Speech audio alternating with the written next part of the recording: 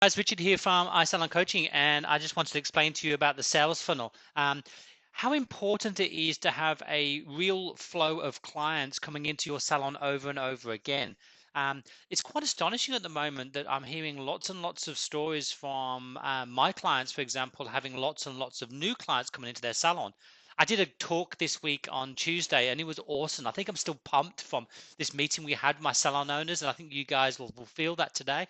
And we talked about this in my group meeting with my one-on-one clients that we talk about. And I thought I'd bring it to you today because I really, really enjoyed it and so did they. So what we want to talk about is this sales funnel. Everyone has sales funnels. You hear them all over the place. But I want to just show you how it really is beneficial for you to really know where your entry point is on your sales funnel in your salon. And I'll explain what that means. So we have the sales funnel. The whole point of a sales funnel is we do advertising because that's what we have to do in today to actually get clients to see us throughout that noise that's out there. And the sales funnel is you throw all your clients into this sales funnel and you end up with one or two clients at the bottom come into your salon. So what that means is at the top you'll do a leaflet drop, you'll chuck a thousand leaflets out there, so 1,000 houses will get it at the top, and as it goes down you might end up with one client or two clients out of that 1,000 drop that you do. On Facebook, you might put an advert on Facebook. Again, you'll see Facebook has 1,000 views. You might end up with only like something like 50 views that's actually clicked it, and then you might end up with one or two clients that actually call the salon. So what I'm going to explain to you is how you can get the best from your sales funnel so you can get more bang for your buck when you do it. Now, the secret to this is quite simple. If I did an advertising campaign through here, like so, and let's just use some round figures, and I wanted to spend, let's say, $1,000. So that's going to do a couple of adverts in a newspaper, or a massive advert on Facebook, or a good few leaflet drops. And this will get me probably this amount of people that are going to see it. And out of this, what normally happens is a few of these people may read it, a few people may throw them in the bin, a few people may just flick past on Facebook, and one or two that are there. Now, the secret is to any sales campaign that you have, and we call them sales campaigns, marketing campaigns. Really, when it comes down to it, it's just getting bums on seats, getting a client into your salon. Now, the one thing is a client will come to your salon when they're good and ready. You can't drag anybody literally from another salon into yours. It can't happen. So what you have to do is you have to be there ready for when they pick up that phone. So what you have to do is you have to brand yourself. Now, we're not like these big companies like Pepsi and Coca-Cola and all the other big companies out there, because we don't have millions to spend to keep our name way, way up there. As soon as someone wants to change what drink they get, they know where to go to. So we don't have them funds available. But what we do have as a very small, agile business, we get to know our clients really, really personally. So which means if we know our clients that well, we know what makes them tick. We know what they like when they come in the salon. We know what coffees they like to drink. We know what biscuits they like to eat. We should know what magazines they like to read. We know what music they like to listen to. We know how they like to be spoken to. We also know what their nuances is. We sort of know what really annoys them, and we know what pleases them, because that's what we do every single day. So you now have a head start on these big, big companies. So instead of like throwing your money at the top of your sales funnel, what about if here's your nice little sweet spot? So here, for example, is your ideal client. Okay, that's where they're sitting, is there, which means out of 1,000 people in your vicinity, there's probably only, let's just use a round figure, for example, only 200 of them are ideal to you, which means if you are only talking to these 200, so if these are your prime people that you're actually going to be talking to, you're only going to be spending a small amount of money just to talk to them. We don't care about these, and we don't care about these. This is our market here. I mean, wherever your market is. Um, if, for example, you're highly expensive, your market might be down here, and you might only be talking to a few people here. And if you're cheap and you've got a mass salon, you'll talk about loads of bums on seats. You might be talking to the general public. But ideally, you need to find out who your ideal client is. Like we were saying, what do they like? What makes them tick? What are their desires? What benefit would they get coming to you? And if you could talk in their language, which means out of every advert that's out there at the moment, every advert in the newspaper, every advert on the TV, and every advert that you see on Facebook, and there's lots of them out there at the moment, and your client gets to see maybe 50, 60 a day, they just get close their eyes to them like this and they just don't see them anymore. But what happens if you use the colors that they like and you use the words that they like and they use the pictures that they like? They're going to remember you, which means they're alert to your name. Their name's going to be here. And if they get to see your pictures and that's your branding through there, then they're going to be ready for when they fall out with their salon, because that's what happens, while your clients leave. And the most ridiculous thing, either your coffee was cold or the Junior didn't say hello or whatever it may be. But when they've fallen out, you are the first person they're going to think of.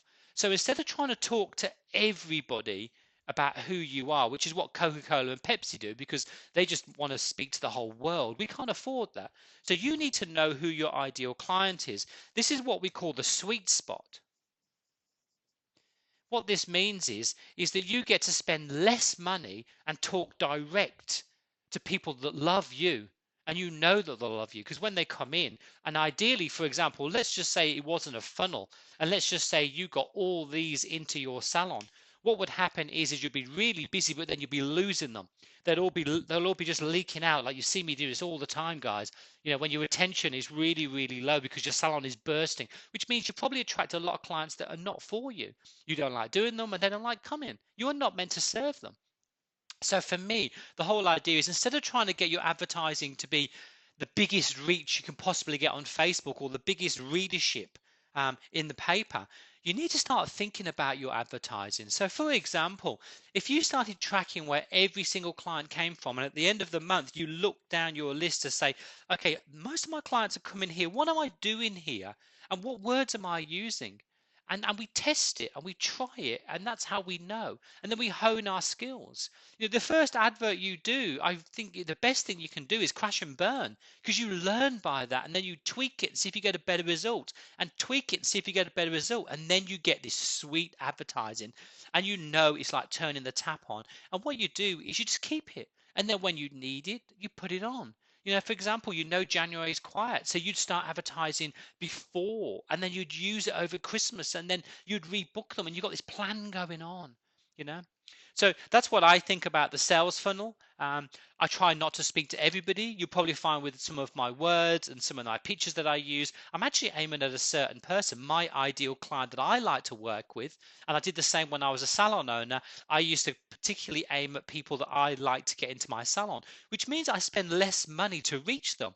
Instead of spending $1,000 on leaflets to reach, let's say, 10,000 people in your area, what about just spending $200 and just try and reach 200 people? Can you imagine that? Like, which would give you the biggest response? What happens if they sort of gave you more if you talked directly to the people that you knew loved you? Hardest point is just find out who this ideal person is. I mean, it's there. The answers are there. They're in your head. They're in your staff's head. They're in your database. The answers are right in front of you. You just need to see from outside and see what your clients like and talk in their language. The difference is when a salon has this correctly, it flies. I've got salons that just know their clients so well that when they put an advertisement out or a Facebook post, it goes ballistic. If you're thinking your Facebook at the moment is you're putting posts out and then getting no looks, getting no likes, it's really quite crazy. The fact is that maybe people just don't like what you've got put out there.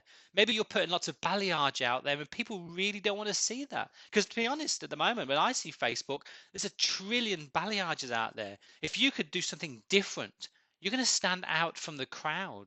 You're going to have 1,000 people doing balayages, then there's yours. Yours is different. How is it different? It's the same work, but you're showing it in a different way. That's what I think. You've got to have new clients. If you do not have an advertising campaign, excuse me, if you do not have an advertising campaign at the moment, a marketing plan for the whole year, you need to set one up and spend a little money and get bigger results. That's the key here. Don't spend loads and just go what we used to do. We used to go and just put an advert. We used to go and spend $300, chuck it in an advert and hope that the phone would ring. And sometimes it would work and sometimes it wouldn't. And it was either because on the right hand side or it's 3 pages in, or now it's 13 pages back, it's on the left hand side. These are ridiculous, really. That's what we used to do week in, week out. Or advertise on the side of a bus. When was the last time you saw an advert on the side of the bus and go, oh, I must call that person? It's just ridiculous. It really is. We have today I went for a walk with my dogs, and we've got an election in 2 weeks, and the posters are everywhere. That's not going to make me choose that person, just a picture with their name on it. And if that's what you're doing, it's not working for you, because it's not. Like, people buy off people they like, but I need to believe your story. And if I don't know your story, I'm not going to come in.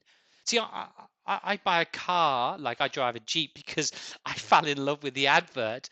If you ever seen the Jeep advert over here, people fall in love with that. It's the same with iPads. People buy iPads or iPhones. They buy it because like a status symbol. Believe it or not, it's saying something. Um, and you need to be that person. Like, you need to say something and believe the story that's out there. And that means you're talking just to the few, because that's all you want. If you imagine getting your salon, dive in your computer today and pick out your top 30 people, your top 30 people that spend with you. Imagine having more of them. Like, that's the easy way. That's the smarter way. The harder way is just trying to stick an advert out there and go, it doesn't work anymore. Think smart about it. We teach that in one of our modules. It's one of our module 1, lesson 2. We teach how to find your ideal client. It's hard sometimes to knuckle it out. For someone from the outside, if I stood outside your salon, or when in your salon spoke to you, I'd know instantly who you're attracting, and the clarity would be there. But when we sort of work inside our businesses, it gets foggy, and we find it really hard to really know some very, very simple questions. I mean, the good thing is, if I turn around to you and asked you as a competitor's salon, what you think their ideal target market is, you would know more than your own, which is ridiculous, but that's just the way it is. So for me, find who your ideal client is. It's the best way. Your ideal client is that client that spends more money with you than anyone else. They love what you do. They're forgiving to what you do, and they're who they want, and they're the cheapest to get in touch with, because they know that you are there to serve them. They know that your salon will give them that relaxation and comfy feel as they walk in. When you got it right, when them clients walk in the salon and they go, it just feels nice. It has a really nice atmosphere here. I love the girls, they're always happy. They're the ones that you need to emulate. Why are they saying that? That's your story that's in your salon. Bottle it up. Ask your clients. It's a good way of figuring it out if you don't know. But that's what I think. You've got to have a marketing campaign. Spend less, get more. Speculate to accumulate. These clients that you're hoping that will walk through your door are not going to know that you even exist unless you do something about it. And that does not mean go and spend thousands and thousands on Facebook or on the side of a bus or in a paper. It's not the way to go now.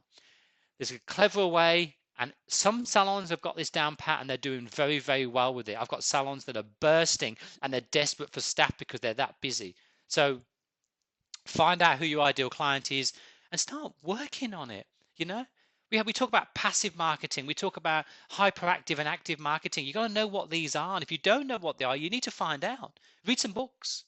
PM me if you need to. But you need to know. You need to spend less money and make more. I mean, that's what we all want, hey. Cool. Sorry, I've ranted on enough now. I'm going to move on. I'll catch you all Friday with Ask Guy Salon Coaching Friday. I've got a few questions lined up, ready to go. So I hope you enjoyed that. That's my idea of a sales funnel. I believe to find the exact entry spot where we need to find it, and that's me. Hopefully it was clear enough. I hope it wasn't just some madman raving on. Cool. Let me know. Thanks, guys.